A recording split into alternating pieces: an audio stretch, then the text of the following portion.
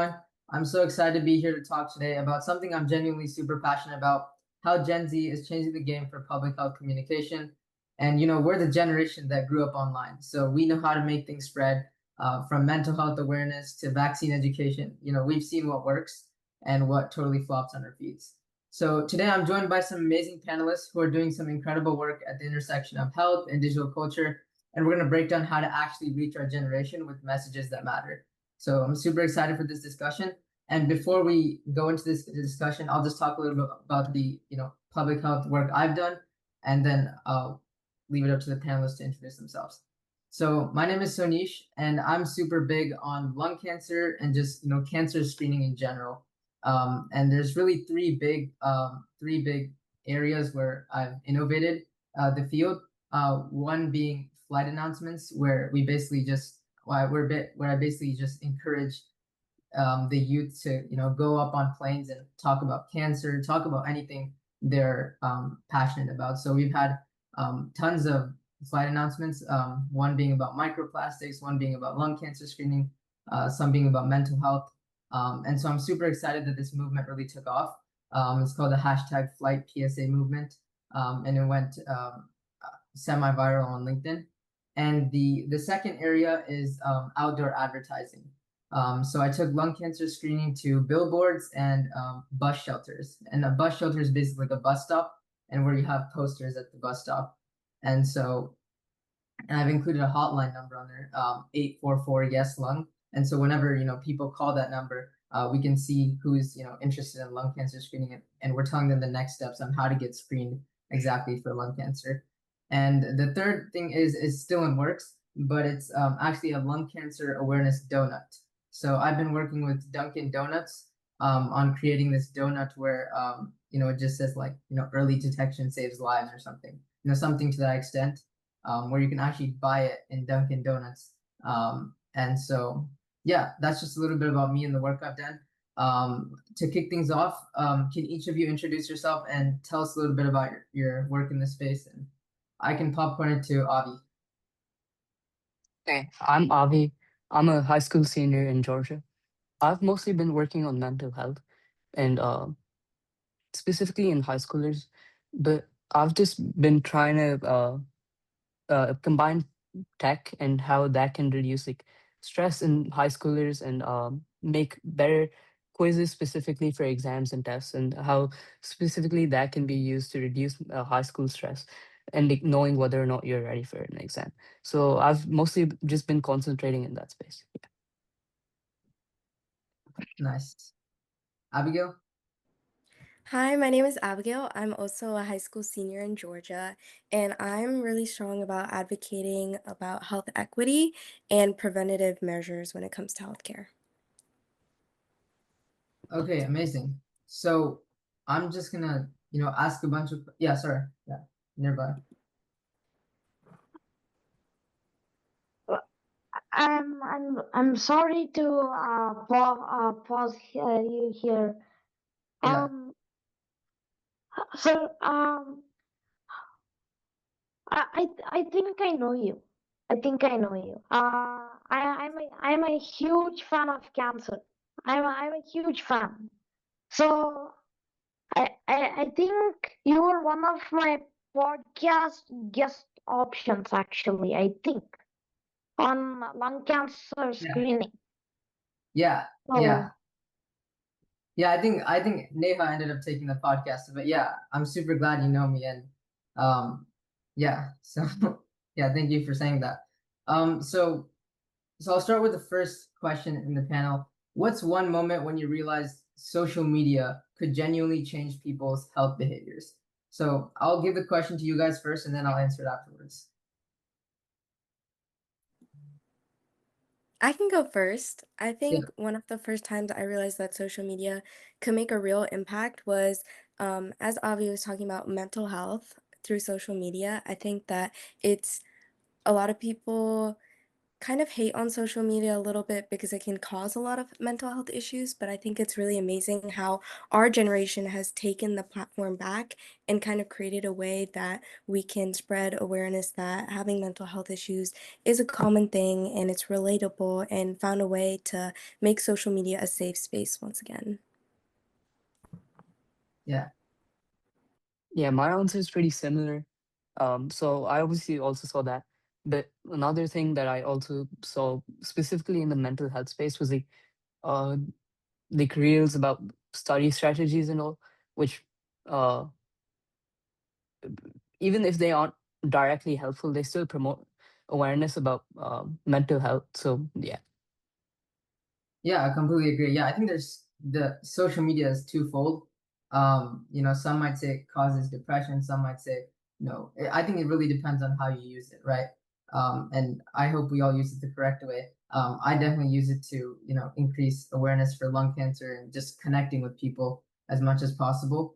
And I think some people, we just have to get rid of the ideology that, like not everyone has everything figured out. Like it might seem that on social media that people, are having great lives. They're going on vacation like every week.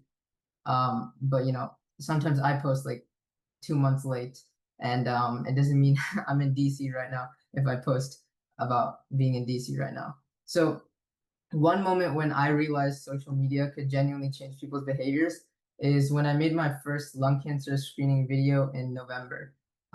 So I basically started hanging up flyers about lung cancer screening and just random stores that I walk by, and so I was basically like I can't fill an ocean with a teaspoon, right? So like I can't be putting up flyers in every store in the world. And so I made a video saying, maybe other people should start putting out flyers. It's November, it's Lung Cancer Awareness Month. Maybe you should put out a flyer. And so then like maybe like a couple of days later, one of my friends texted me. He was like, "Hey man, my mom's someone who smokes, and she's getting a screening at the end of this week because of your video." And that's really the moment when I realized, social media could genuinely change people's health behaviors. It just depends on who it's coming from, right? Like for example, if your favorite influencer, let's say Mr. Beast, tells you about lung cancer screening, well, a lot of his diehard fans and followers are going to listen to him, get a lung cancer screening. And so I think social media really has that power to influence people's health behaviors. So I think the next question I have for you guys is, what do you think public health campaigns are getting wrong about social media right now?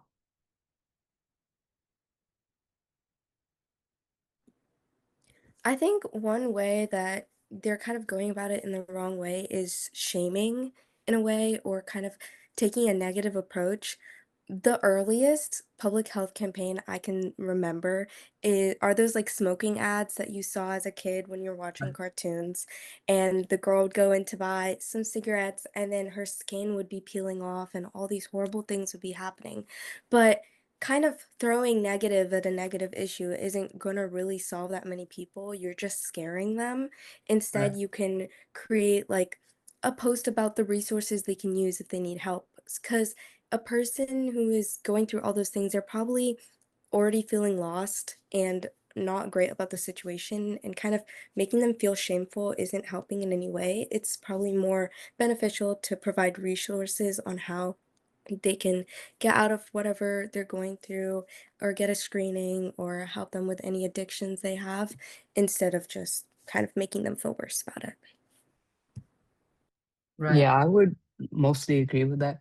I think it's like a framing issue, instead of fear mongering all the time, or like treating drugs as a crime, or um, something something like that. Treating it as a medical issue and as an addiction is the way forward. So yeah.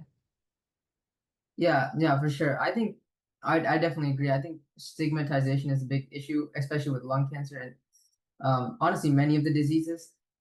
Like for example, when people talk about smoking, they like show pictures of black lungs, like in the movies. Like I don't know if anyone's watched like the beginning of Indian cinema, where they have these ads where it's like, oh, you shouldn't smoke because they show all these kind of weird pictures. And in reality, like Abigail said, that's just scaring people. And scaring people isn't going to lessen or like increase the behavior. Sometimes it increases the behavior, but it's definitely not going to lessen the behavior. And so I think um, preventative measures is really important, and step-by-step processes to get a certain point is important. So like, for example, if it's smoking, it's like tell them about the quit line, like the smoking cessation quit line. You maybe should call into this quit line and learn more about how to stop, the behavior. Or maybe you should try like nicotine patches. Like I don't know exactly what it is, but I think the way we frame it, like Avi said, is really important. Yeah, so my third question is Gen Z values authenticity more than any generation before. So how can we talk about health without sounding preachy?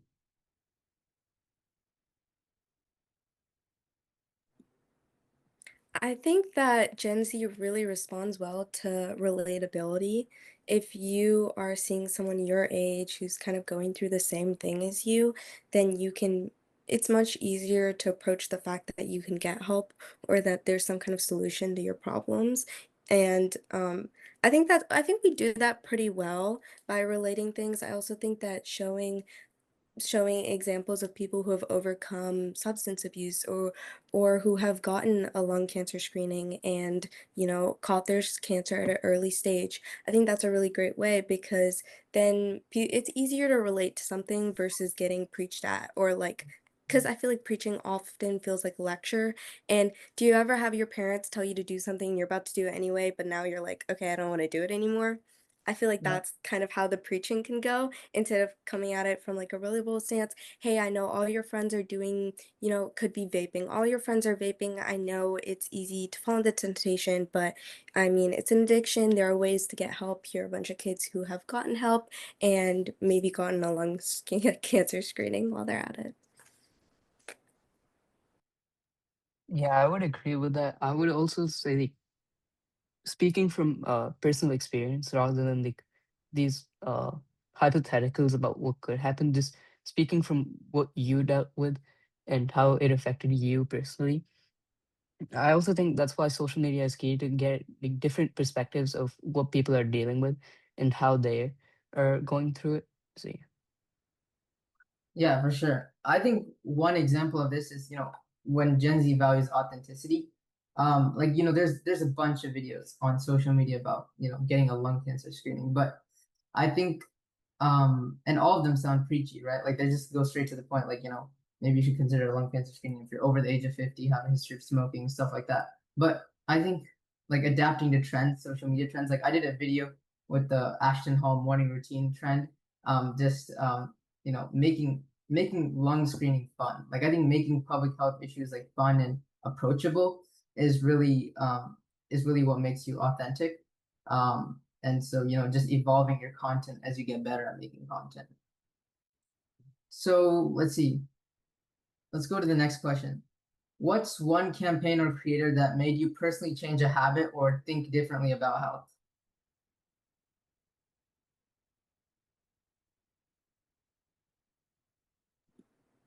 Honestly, I think it's probably Soneesh who got me thinking about it differently. Personally, I haven't gotten a lung cancer screening because I don't really think I need one, but it definitely has gave me a new perspective of how you can spread awareness for different things he approaches. And this kind of goes back to what we were talking about earlier. Social media is so great how you can spread and advocate for different things, but it's also if you post something, it doesn't mean people have to see it. They can scroll away super easy. And so Niche makes his content really engaging, like the Ashton Hall thing. That's something I would look at my phone and I would keep watching, and then I start learning about the lung cancer part of it. And so really these different campaigns that kids our age are making make me realize that you can make these things fun and engaging, and that's how you're going to get kids our age to watch it because it's not like they're watching TV anymore and they're stuck on these ads. It's on your phone, you can scroll away. So that's what it's made me realize that you have to make it really engaging and you can be very powerful once you are able to do it right. Yeah, I would agree with that. I think like the only person I can think of is Sunish at this point in time. Like before I was reached out for this, I had read your post and like seen what you were doing. So I thought it was pretty cool. So yeah. Oh yeah, thank you. That means a lot. Yeah, I guess one creator that I kind of discovered after I started as well, was the Lung Onc Doc. And so basically what he does is he basically made like a video of him like dancing to new FDA treatments that got approved for patients. So like there's like these new therapies that got approved for non-small cell lung cancer, and he was like most of the time patients don't even know about those therapies. Like nobody would even know the names of their therapies. They just like, take the injections blindly or stuff like that. But he actually like educated them through a dance. And I forgot what song it was, but it was a really popular song. It was like the song from Deadpool and Wolverine. But and so when you dance to songs like that and make the information fun, then anyone is bound to listen. And even now I know the treatments of non-small cell lung cancer because of that video that he made of him dancing to the names of lung cancer treatments. And so, yeah, let's see. Do you think traditional institutions like the CDC or World Health Organization should partner with Gen Z creators? And what do you think that would look like down the road in the future? I do think that that would be a really smart way to get, especially the younger generation, to listen to their public health campaigns. But I also think that these organizations have a certain level of professionalism and people respect what they say.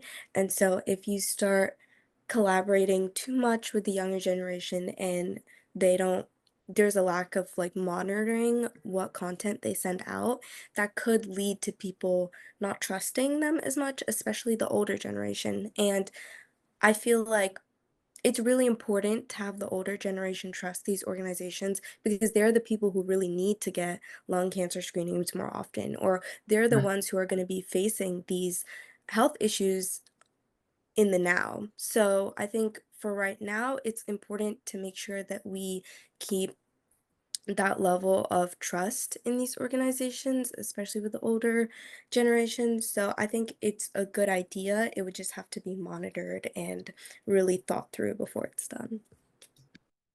Yeah, of course. Yeah, I think I would agree with that. I think like the example you gave of this guy talking about research on social media and like promoting it would help raise awareness for what the CDC and like, WHO and all do and why they're important, which I think is especially key right now, like given the funding cuts for science and the CDC and all that. Yeah, interesting. Yeah, I think Abigail brought up a really good point of misinformation. I think misinformation is really common among Gen Z creators and people who are not licensed healthcare professionals. For example, myself, I'm not a licensed healthcare professional, but how hard is it to talk about something like lung cancer screening? You know what I mean? Like just telling someone to get tested, get their house tested for radon. You don't need to be a licensed healthcare professional to say stuff like that. But when it comes to lung cancer treatments and getting into the nitty gritty specifics, then I think yes, we should be you know you know only allowing licensed healthcare professionals to be saying that kind of stuff. And I think to an extent it's okay with partnering with Gen Z creators, but I think like Abigail and Avi said, like we need to monitor and make sure. Yeah. And I also had another point, especially with AI coming into play. I know that like probably y'all have TikTok too. And when you're scrolling, sometimes you see a video and you think it's real, but it's actually AI. And these AI doctors will go in there and tell you something random. And it's so easy for someone to just make that video, and even if you try to take it down, no one's really getting affected because it's not a real person who made the video. And so once we start, if we were to work with these organizations, it would have to be really monitored. And these, kind of people who are trying not to do the right thing or sell a product through AI, it might kind of create an issue. Yeah, I also think that's key, but like I don't think the collaboration should not exist, Right. especially because like uh the research is often like complicated and like no one's actually going out of their way to read these like research papers that the CDC publishes almost every week. There's too many of them and like no one's actually reading them. So the details often get bogged down.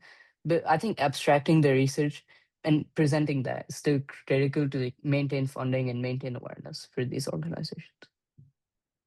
Yeah, for sure. I definitely agree. I think the research, the complex part of research should definitely be dumbed down for social media audiences because not everyone has the time to download a paper, put it into ChatGPT, and explain it in layman's terms. And so, yeah, I definitely agree on that. But let's go to the second to last question. If you had 100K budget to make one health message go viral, what would it be and how would you do it?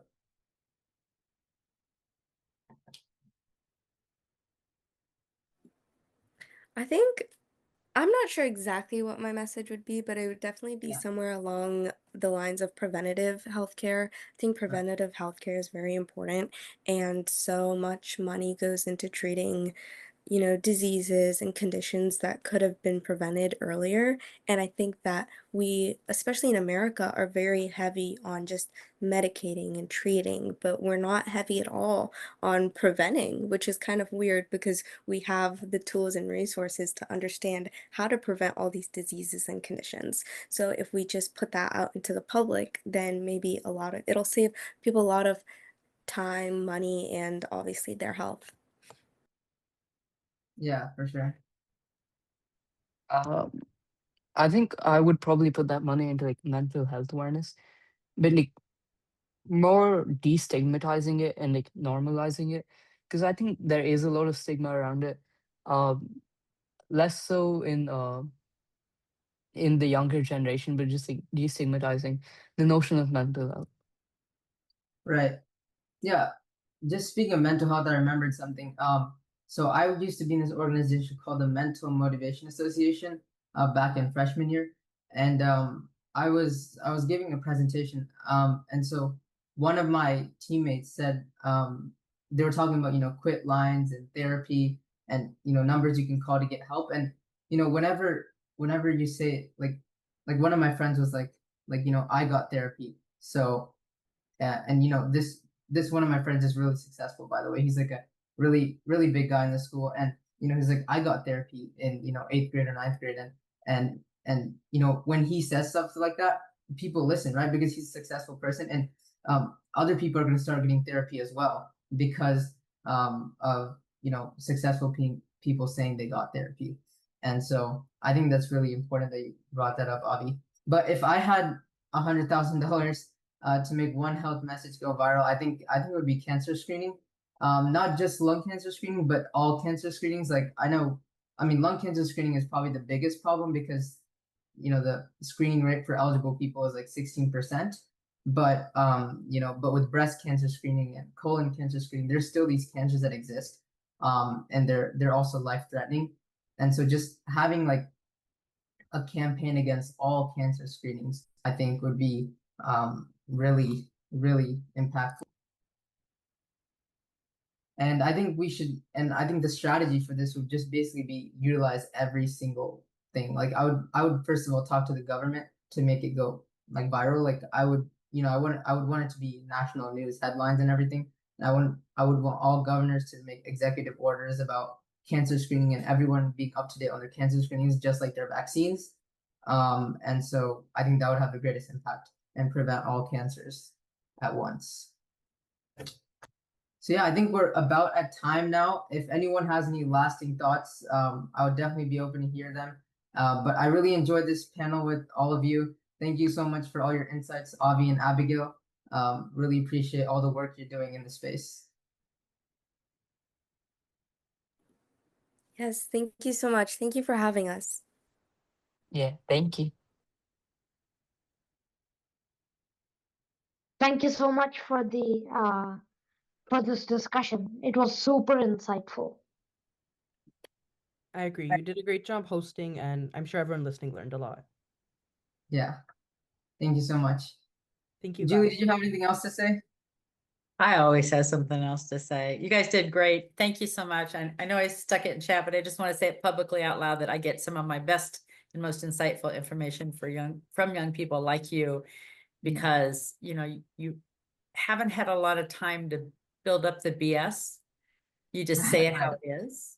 and you Right. guys just get it done. I mean, each one of you is just out there doing things. You didn't ask anybody for permission.